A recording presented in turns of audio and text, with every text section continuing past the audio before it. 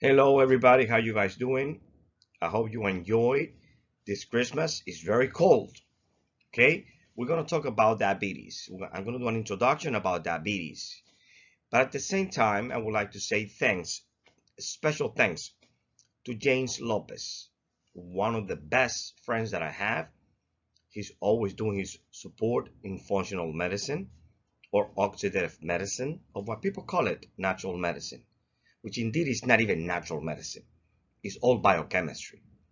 Besides that, Dr. Rona Allen, the best. She's the best chiropractor that you could possibly think. Good heart, very good. My man, Anthony, the guy from Vietnam. He went to fight for us. He was exposed to so much radiation, so many poison, and thanks God to this type of support medicine today. All his battalion is not alive, but he is alive. Why? Because God, what we are doing, all the chelation, alpha lipoic, glutathione, ozone, the combination of all the UV lights that we do through blood irradiation, all the supplements that he takes, moxa therapy. He is someone that in the future I'm going to do a private interview to bring to you so that you understand who is him and how he has survived with many cancers, many type of different diseases that if I start talking now, we're not going to finish. But I hope you the best in this Christmas in 2023. You are one of the best. Take care. And how can I leave my mentor, Dr. Radek? Dr. Radek is a special guy from Lesbia. I really appreciate you, your wife, a psychiatrist. I learned from you. I'm still learning from you. You always surprise me for all the things you bring to come into knowledge all the time. It is amazing. To Dr. Junior, nurse practitioner, in which he is also a light in cardiology and internal medicine. Anyway, we're going to start now. And once again, thank you very much. And today, we're going to start talking about diabetes and that treatment that is not really working or it hasn't worked. All right, and I'm going to continue because I think I messed up.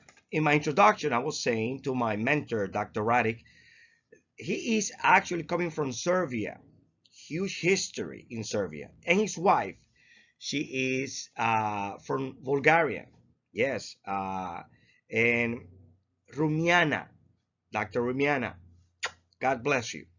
Anyway, the statistics that I'm going to bring is from the American Diabetes Association.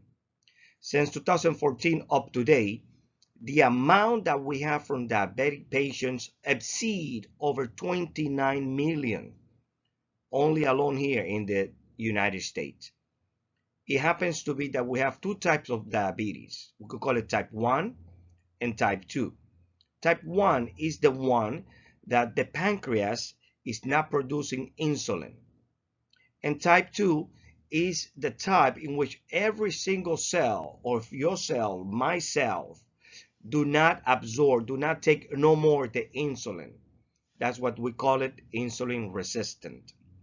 Anyway, it is sad to say that 1/3 of almost those more than 28 million people are undiagnosed. We're talking more than 10 million people undiagnosed. They don't know they have type 2 diabetes. And more than 85 million in the United States are considered pre-diabetic. And we're going to talk about that. Why? Because I'm going to show you the numbers, the blood test that we do to actually evaluate if you are either diabetic, pre-diabetic, or if you are not, or if you don't have your diabetes control. In the United States, one of the things that we are seeing is that the amount of obese individual obese because they have a body mass index above 30 kilograms per meter square or square meter. And at the same time, we have a tremendous amount of people overweight. So both of them, overweight and obese, even though it's a relationship, not a causation, it has shown that more than 90% of these individuals has diabetes type 2. Yes, the one that the tissue resists the insulin. The body makes insulin, but your body tissue doesn't take it. Why? Perhaps because so much glucose is being produced that the whole body tissue is overwhelmed with that, and that is the reason perhaps that we have diabetes type 2, that the tissue, our own tissue, do not upset that insulin to bring the sugar inside. And I want to explain to you how is that the diabetes, how the insulin, how the pancreas and glucagon work as a hormone in balancing our sugar levels. Okay, guys, before I start talking about diabetes, remember that I'm a diabetic myself. This is my tea, jasmine tea. Once you serve your tea, you have to leave it there for at least 2, 3, 4 minutes, and then you drink it. What I do to treat my diabetes, I do fasting the whole morning till around 3 o'clock in the afternoon. And in the meantime, during the daytime, what I do is I've been taking my tea without sugar or water. So let's talk about this. What you see here is the pancreas. Let me just mark it down here so you can see. What you see here is the pancreas. The pancreas is one special organ because it's considered both an endocrine and exocrine gland. Endocrine, I'm going to write it down here. Endocrine, I know my handwriting is messed up. And exocrine. What does the endocrine and exocrine mean? Well, the pancreas produces juices, pancreatic juices that help in the food digestion. At the same time, the pancreas produces hormone, proteins. It has like clusters of cells around here, and they are called either alpha cells or beta cells. Alpha cells produce glucagon, and beta cells produce insulin. And we are in the clinic, so you may hear my patients talking in the background, but it's okay. All right. So what does the pancreas do? The pancreas, once your sugar is low, below 70 milligrams per deciliter, the pancreas produces glucagon. Glucagon is going to come to the liver and every other tissue that we have in the body, and it's going to raise up the sugar until we get in the right level. And then if we have too much glucose, the body, the pancreas, the beta cells will produce insulin. And when your pancreas produces insulin, what is the main job of insulin? Is to bring down that sugar all the way to the liver, and it is storage there in the form of glycogen. Don't worry about that. You just put the sugars inside there, and also in every tissue. So when we talk about diabetes, what exactly is diabetes? Either a defect in the pancreas because it cannot produce insulin, or it does produce insulin. This is considered type 1. Or in the event that the pancreas do produce insulin, but your liver, your tissue, your muscle, your cells do not accept the insulin, is what is become insulin resistant, and that's what we call type 2, insulin resistant. All right, and that's practically what it is. So, but according to the American Diabetes Association, according to the National Institute of Health, there are ways that we could approach to try to control this. And as you're going to see in the next slide, okay, I'm going to be talking about the blood tests that indicate if you are in a normal glucose level, if you are pre-diabetic, or if you are diabetic. Okay, guys, now this that you see here, okay, what we call fasting blood sugar is a blood test. Normally, if your sugar is between 70 and 100, when you are fasting, fasting means that for about 6 hours you have not eaten anything at all. All right?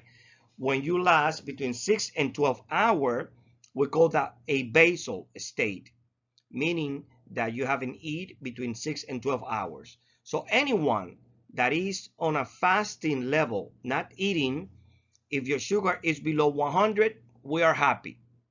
But if your sugar, if you are fasting, is between 100 and above, we call that pre-diabetic.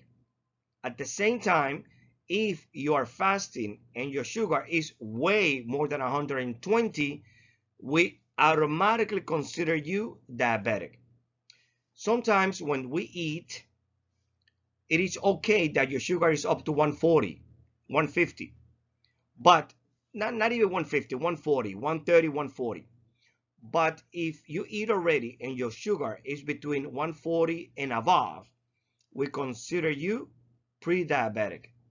If by any chance and you eat and we do a glucose testing and your glucose comes at 200 or above 200, we call that, we suspect that you are diabetic.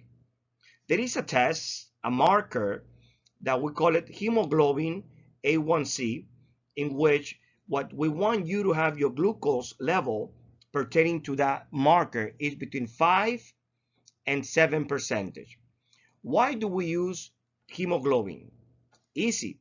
Let me just explain to you.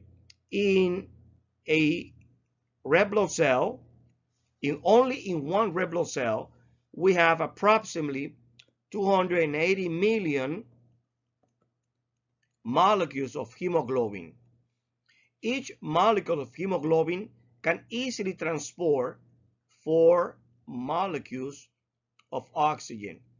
But it is in the hemoglobin also that the glucose, the crystals of glucose, get all around the hemoglobin. And it happens to be that the lifespan, the half-life of red blood cells is about 120 days. So because of that, and because of the hemoglobin get glycosylated, get glucose on it, we like to check the hemoglobin of the red blood cells to see for how long they have been carrying this glucose. And that is what we call hemoglobin A1C. It tells us that within 3 months, practically, the amount of sugars that your hemoglobin is being transported or circulating in your body.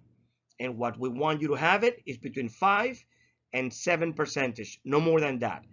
If you are diabetic, then we need to work in bringing it down up to perhaps 6 or perhaps 7, sometimes 8. But in reality, once again, your diabetes, it is considered, you are considered diabetic if when you are fasting, your blood glucose is above 125 milligrams per deciliter. Those are just units. Or if you have eaten already and your glucose is above 200 milligrams per deciliter as well, that if I do a hemoglobin A1C, if your glucose is above 6, oh my God, we already are worried that you're going to have diabetes. And what is the problem with diabetes? Diabetes is like a country club for so many diseases. Let me just show you this. This here is the brain, as you can see here, the eye, the heart, the kidney, blood vessel. Diabetes damage each one of these organs, starting from the blood vessels. Blood vessels, that disease, we call it angiopathy. And I'm going to describe that a little more clear in the next slide. But diabetes is not fun. It's not good. Now that I have passed my 5 minutes, now I take my tea. Wow, very good. Let me say that in my Asian tradition, Chinese, when we serve tea, we serve a little bit of the tea. And many people would say, like, why they serve me so little tea? The reason why we do that is because we love to serve you. The same as my man, Dr. Roddick. He's the dude, okay? He's my mentor. Anyway, see you soon. Okay, guys, so Dr. Rana just came to the clinic. Dr. Rana Allen, you know, my chiropractor, the best one, okay? She's here. When she comes, everybody start laughing and crying and, oh my God, oh my woman, oh, that. She is something else. Anyway, let's continue with insulin. As you could see in this graph, in the green graph, it just shows the constancy of the glucose in our body. Plain and simple. But every time you and I eat, like in the breakfast, look at nighttime, there is no production of insulin. But every time you eat, there is a production of insulin. At lunch, it goes down, and when we eat, it goes up. Then it goes down, and at supper, when we eat, then the pancreas produces insulin, and it goes up. What is that telling you? First, let me clarify that appetite and hunger are not the same. When physiologically your glucose level comes below 70 milligrams per deciliter, your body, God, the creator, our body has a specific system that detects that and stimulates you to have an appetite to eat. Once you eat and you get satisfied, that means that you already have leveled your glucose to the level that your body needs. But you know women, right? Women, they always are hungry. That's not appetite. Let me explain to you why. For example, they finish eating. And let's say that Dr. Roddick or James brings barbecue. Let's say that James brings a nice pizza. Or he brings a pudding or chocolate, okay? Or Dr. Roddick brings cheese, sweet cheese. His wife, Rumiana, she is the best in dessert, let me tell you. So let's say she brings dessert, but you're already hungry. No, you finish eating, you're full, you finish everything. But then that dessert looks so good that you say, well, you know what? Let me just try a little bit. But lie, she ate it completely. That is what is called hunger. Hungry is not a physiological necessity of the body. A physiological necessity of the body for you to eat is called appetite. A mental mental desire of eating is hunger. So appetite and hunger are not the same. Even though that you, yes, you, Rana, always hungry. Trust me. Okay? Now, you want to get a woman that is not hungry, take her to dinner. That day, she's not hungry. She's like, oh, no, I just eat salad. But you know what? That was before. Now it's not that. Now, every woman eat everything all the time. And it should be like that. And you know that I'm joking, okay? Anyway, so let's continue so that you know that how your body produces insulin every time you eat. So if you control your eating, you control the insulin, because the more insulin it is in the body, within 5, 6, 8 years, even 10 years, your body start getting resistant to the insulin. Now, this, what you see here, comes from the American Diabetes Association, in which it let us know that once we find that my patient is either pre-diabetic or diabetic, we're going to start with one thing that is called monotherapy, meaning metformin. As you can see here, metformin. That means only one therapy. But the truth is this: within 8 to 10 years of you just using metformin, you are going to decrease vitamin B12. And I'm going to explain to you what vitamin B12 is. And then why do I say that the medication that we have today in the allopathic medicine, the medicine that we practice, is not working? Because if I'm just giving you metformin, a medication to stop the liver to produce glucose, metformin has something good. It doesn't get you fat. Metformin also lowers your glucose count. But at the same time, it could create problems, gastrointestinal, diarrhea, nausea, even kidney disease. Sometimes when you take metformin, you may start with a low amount of doses of quantity, let's say 400 or 500, and then the doctor is still increasing it because it's not really working. Sometimes you get the pills, the metformin, and it has like a fishy taste, okay? It's not that it's bad, it's just the way it is formulated, okay? Then when metformin is not really working, then we're going to use it. We're going to get it along with another either 2 or 3 or 4 therapies more of different medications. And if that doesn't work, now we go into insulin, and then we are in serious trouble. And that is the reason why I say the medication that we have today do not work. Or we need to use another approach. In that approach, with the advanced medicine, the supports medicine, the alpha lipoic acid, the super nutrition with many multivitamins, and I'm going to explain about that. Chelation, it is already proven through the TAC trial. Look in the internet for Dr. Gervasio Lamas. He was one of the doctors that with the Institute of Health, Gervasio Lamas. Gervasio Lamas. He is a cardiologist from Columbia University and Mount Sinai University Hospital. He was the one that was the head of the study.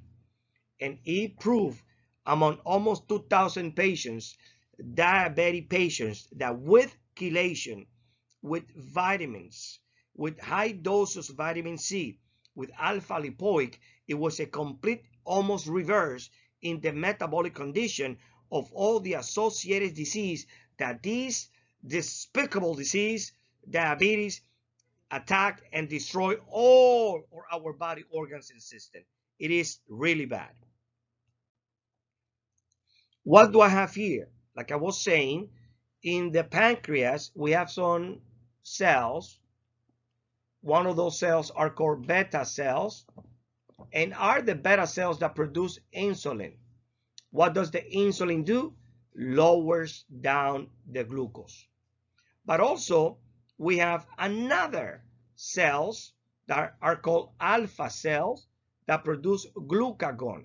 Once again, glucagon. And what does glucagon does? Erase the sugar. So our body, the creator, God, created a balance.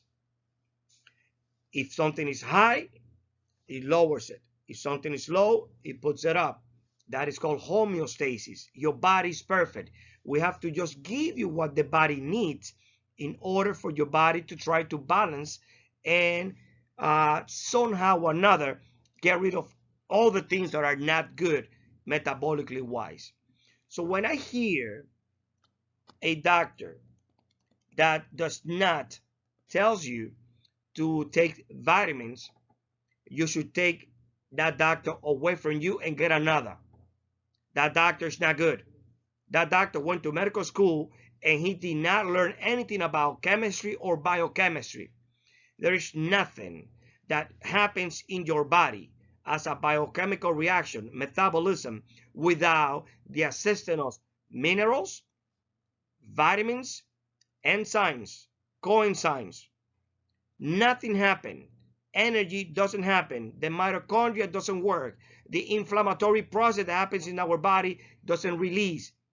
So when a doctor does not guide you to, besides the treatment that he's doing, which is good, it could be good, also having a support medicine, when the doctor do not apply that concept that today's day by scientific proof, if he says, no, don't worry about that, change that doctor. He's a bull. He's a mule. He's not up top. He's not on time with technology, with science. Get rid of him. There are many more good doctors out there, okay? Because he's not good. He or she. Remember that, okay?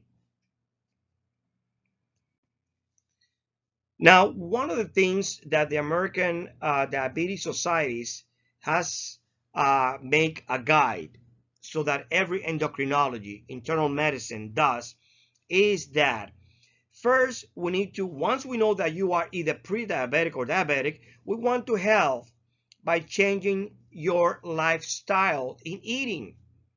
We want you to reduce carbohydrate, meaning bread, pasta, sugars, all of those rice, all of those things that will contribute to increase your glucose.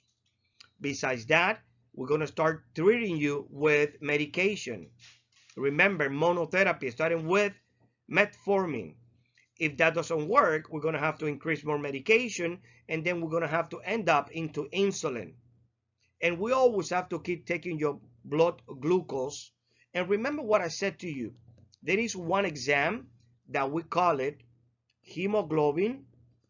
You could write down HGB or HB. Hemoglobin A1C. Remember that red blood cells, they have hemoglobin inside, and it's in the hemoglobin that these glucose crystals reside state. It happens to be that the red blood cells have a half-life of 120 days.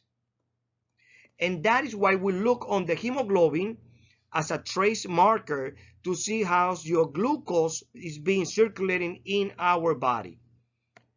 Now, remember, we want to have your glucose under 7% through the hemoglobin marker blood test.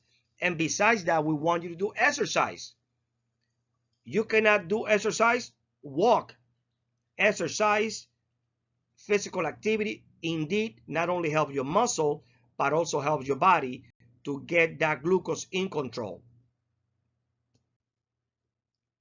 So once again, you could see here, we were talking about metformin, which is the first monotherapy that we are going to use.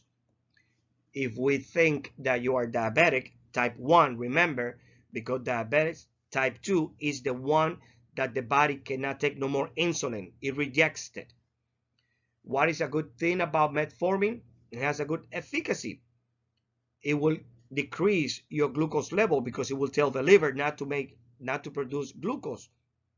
At the same time, it has a low risk of hypoglycemia. Hypoglycemia is when your glucose goes too low. You could get into a shock and you may die. You don't gain weight. It does create gastrointestinal irritation or discomfort. It is very cheap. But remember, we have to keep checking your hemoglobin A1C to see how that amount of glucose is being circulating in your body. If it's not getting to the goal that we want to, what we have to do? We have to now combine with another drugs. And that's why I said what we do is not working. The reality is that we have to start little by little in the dosification, according to the American Diabetes Association. And why? Well, check this out. Many people believe, let me just take natural medicine. Well, insulin is natural, so that you know, but it does create damage. And all these medications, all of them, I'm going to show it to you later on, create kidney problem, liver disease, bladder cancer, any other type of cancer.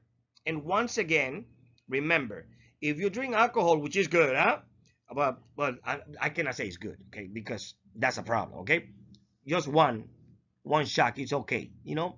But every time you take alcohol and you are diabetic, you definitely need vitamin B12, definitely, and it's not good.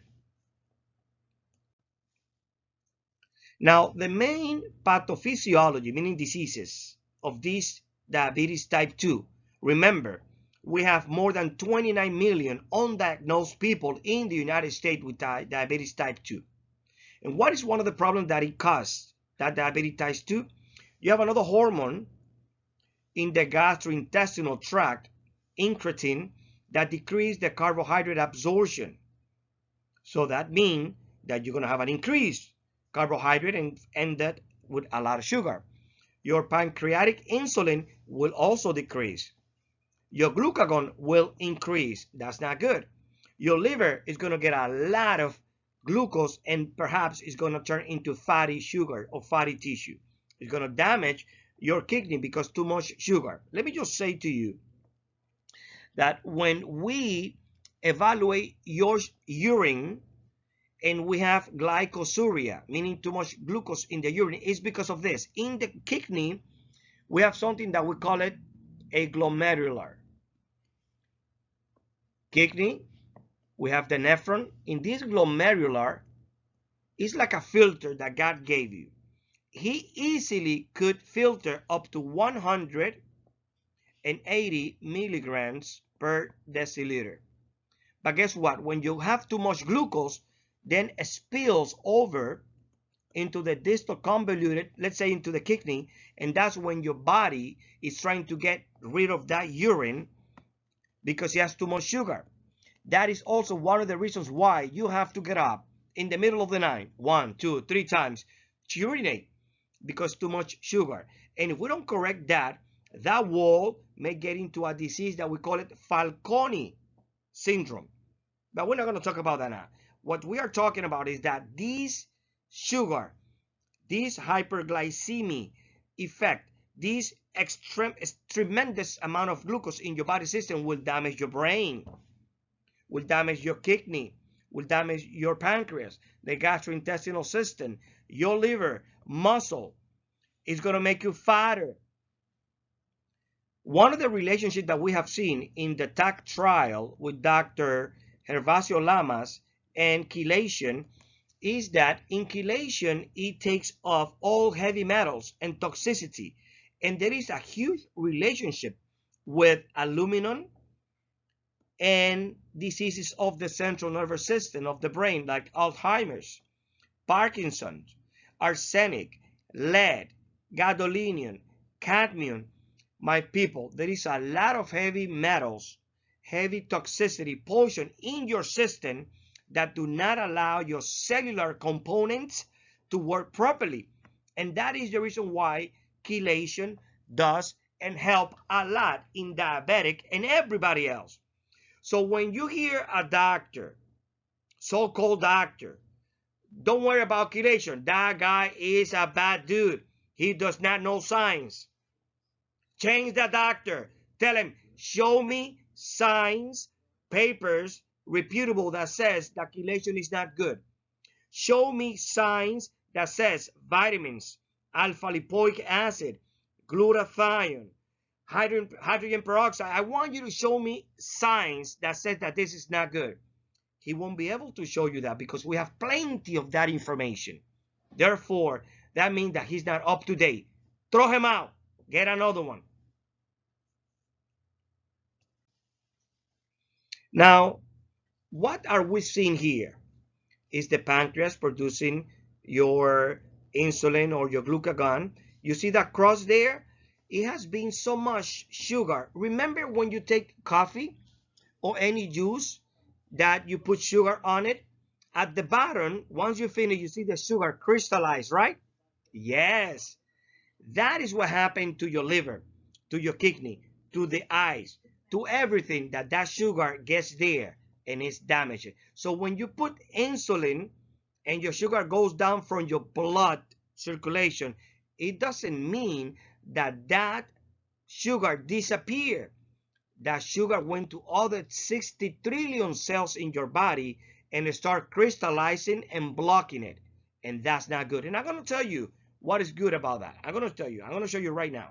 So what I'm showing you here is a phospholipid bilayer, which your body, my body, everybody's made of.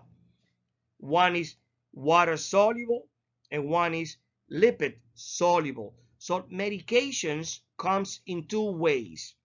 Drugs are formulated in two ways: weak organic acid, weak organic base. That just means that there are medications that you could easily absorb it through your stomach, and there are medications that are easily absorbed through the gastrointestinal tract.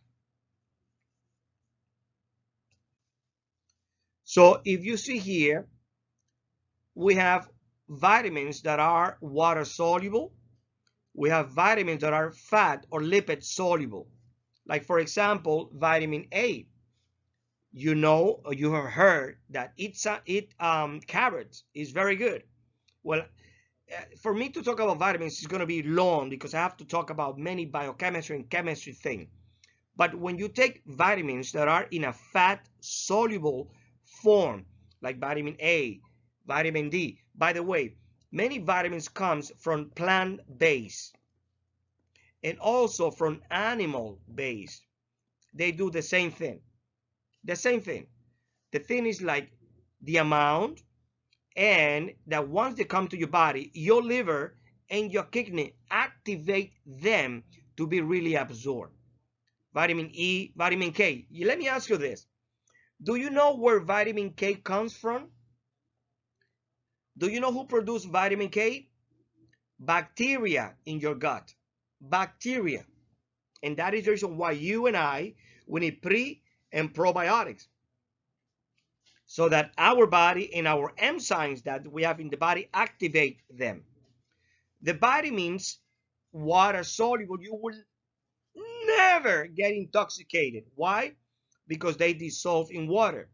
So when we talk about thiamine, when we talk about riboflavin, niacin, biotin, pantothenic acid, folate, vitamin B12, either cyanocobalamin or methylcobalamin, they are, and vitamin C, ascorbic acid, they are all water soluble. You will not get intoxicated into them if you get the proper formulation. The proper formulation, once again, organic, no preservative. Okay? So when a doctor tells you that vitamins are not good, he doesn't know what he's talking. So change from doctor. Well, it happens to be, like I told you, Dr. Rana Allen, she brought my best, another patient that I have, beautiful respiratory technologist, Eagle Feather. That's her spirit.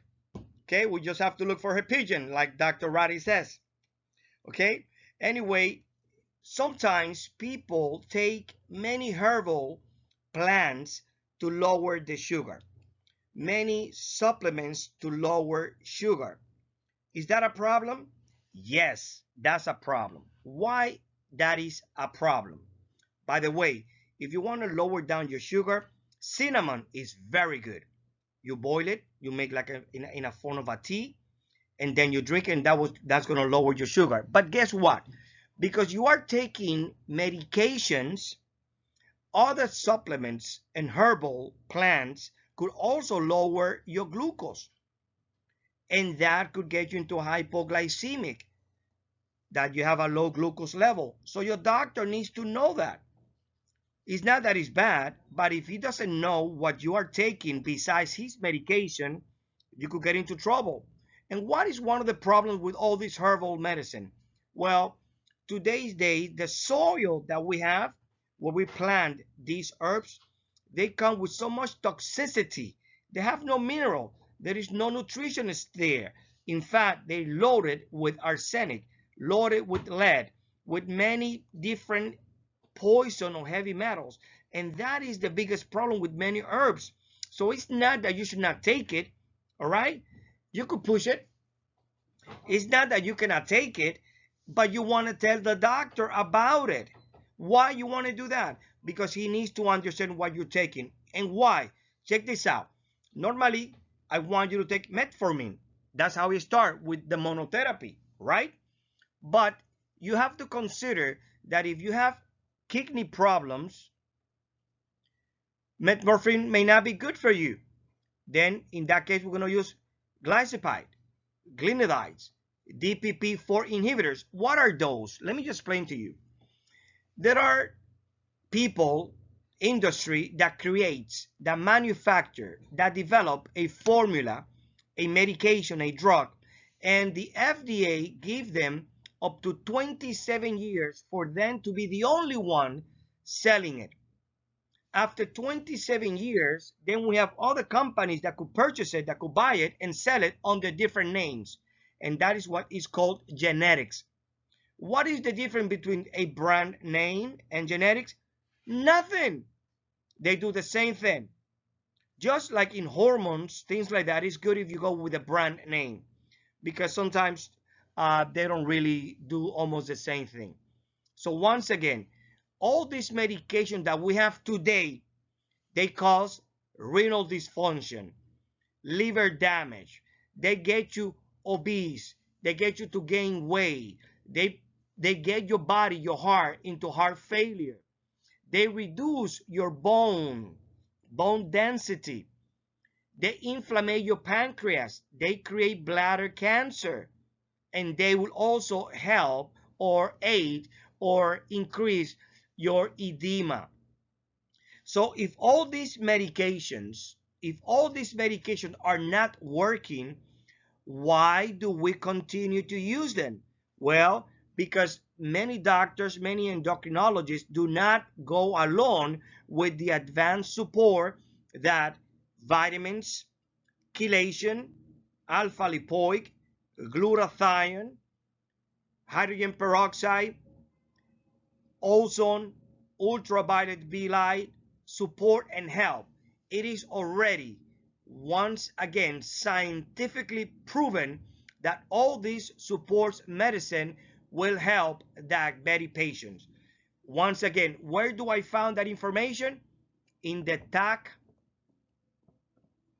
trial. Look at it in Google. Look for Dr. Gervasio Lamas. Gervasio Lamas from Columbia University and Mount Sinai University. TAC trial done in the United States with more than 2,000 patients about. And it showed that with chelation, ozone, vitamins, alpha lipoic acid, glutathione, diabetic, in a specific diabetic patient, reduce all the glucose, all the neuropathy, blood pressure, heart attack, stroke. It is scientific proof that we have that actually says that these auxiliary therapy definitely help and help your body. So when we're talking about glycemic control, what exactly a hemoglobin level of 7% means? It means that your glucose is between 150 and 160 milligrams per deciliter. So this is really what I really want to know. How is your hemoglobin A1C? Remember that if you are fasting, your glucose is supposed to be under 100. And if you ate, your glucose is supposed to be under 140. So if your glucose is above 140 or above 125, if you are fasting, you are considered diabetic. And that's how we're going to start you with the monotherapy of metformin. It's going to go little by little, doses incrementing little by little. If that doesn't work, we're going to start mixing it with sulfonylureas. It's like, you already know, you see the bottles, it's glipizide. These here are the genetic drugs name. They almost the same as the brand name. It's just they're more cheaper. The FDA does extremely evaluation to see the efficacy of these genetic drugs, and they are the same. But once again, if medication does work, why do we have to have so many medications in diabetic? Remember, I'm diabetic. The only problem is that I don't follow the standard guidelines. I do my support therapy. I do my fasting up to 3 o'clock. I do my tea. I do my vitamins, my chelation, alpha lipoic, my glutathione. And guess what? Also, and UBI. And guess what? My glucose is 5.2. Like if I'm not diabetic, but I know I'm diabetic. But I have been following this advanced therapy that is being proven specifically that it does work in diabetes. So when do we go into insulin? When the glycemic control go more than 8%. When you are 8, you have a lot of glucose circulation in your bloodstream and every part of the tissue in your body. When we talk about insulin, there are like 3 types of insulin. Insulin that have short-acting, intermediate acting, and long-acting. What does that mean? That means that once you put the insulin, and let me just say this. Let's say that this is your abdomen and this is your umbilicus. If you put the insulin in the abdomen right here, if you inject insulin here, and you repeatedly inject yourself in the same spot, you are going to develop a nodule, a mass, and that's not good. So don't use the same side when you apply your insulin in your abdominal area. So once again, if all this medication really help, why we have so many medication? Why you still have hypertension? Why you still have heart problems? Why you have edema? Why so difficult for your wounds to heal? Why you start losing your eye? Well, let me tell you, diabetes, the best thing or the more thing or the damage thing that it does is a microvascular. It means it damages the blood vessels, angiopathy. It makes help arteriosclerosis. And when the blood vessels, all the inner part, we call that endothelial, is full of that glucose, those crystallized glucose. Let me just say, remember, you take a cup of coffee, right? Or juice, and you drink it. At the bottom, you see the sugar, right? Crystallized. Well, that same crystallized sugar will stay in all your blood vessels, in the blood vessel of the retina of the eye. And that is the reason why you will start losing your vision. It will damage your nerve, causing neuropathy. That involuntary movement that you move your leg, your arm, that sensation of needle pinching you, okay, that is neuropathy. That is not going to reverse by using the standard medication. I'm telling you, I'm diabetic.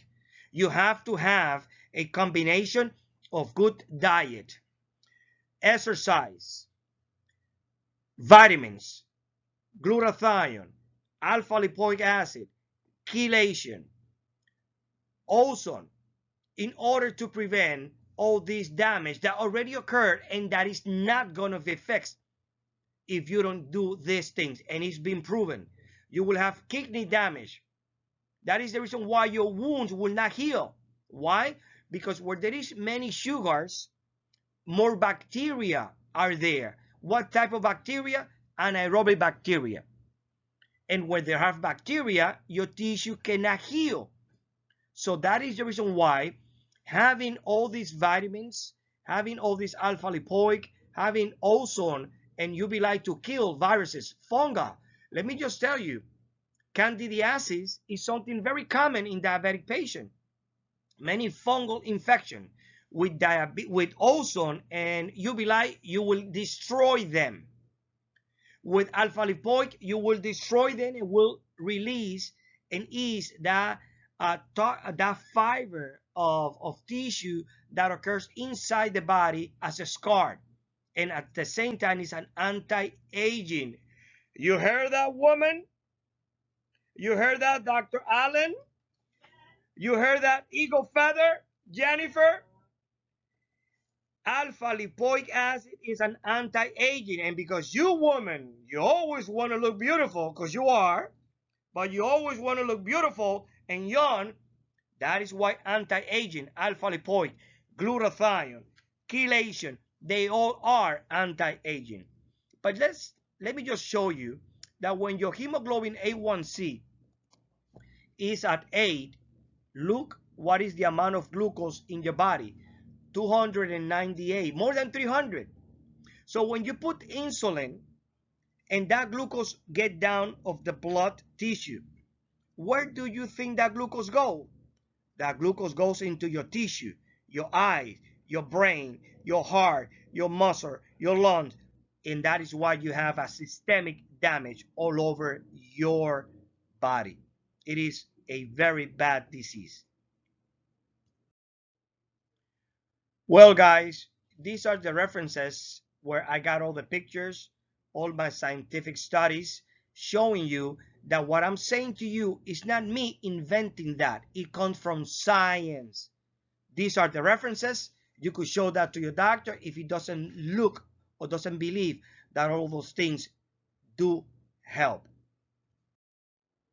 So, una vez más, que ya tenemos que tú estás tomando tu metformina, el cual puede venir con el nombre de biguanides, ¿ok?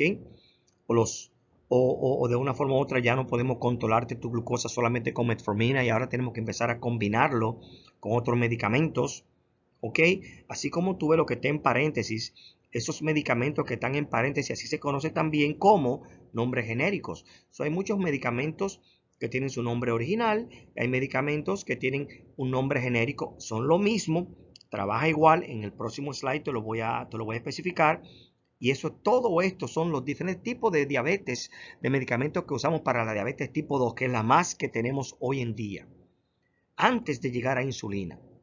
Por eso es que yo digo que si nosotros estamos llevando un buen tratamiento, nuestro paciente estaría sin tantos medicamentos, pero eso no es lo que sucede. Aunque la tecnología ha avanzado y nos ayuda a utilizar medicamentos que ayudan en otras cosas, pero aún así es simplemente como una curita. Estamos tratando la sintomatología, no la causa. Okay, I got my tea again. Remember,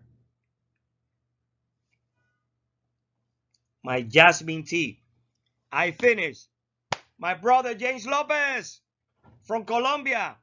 Merry Christmas. Merry Christmas. That's the man. Eagle Feather. Merry Christmas. Feliz Navidad. Dr. Roddick, my mentor. The #1 best chiropractor doctor ever.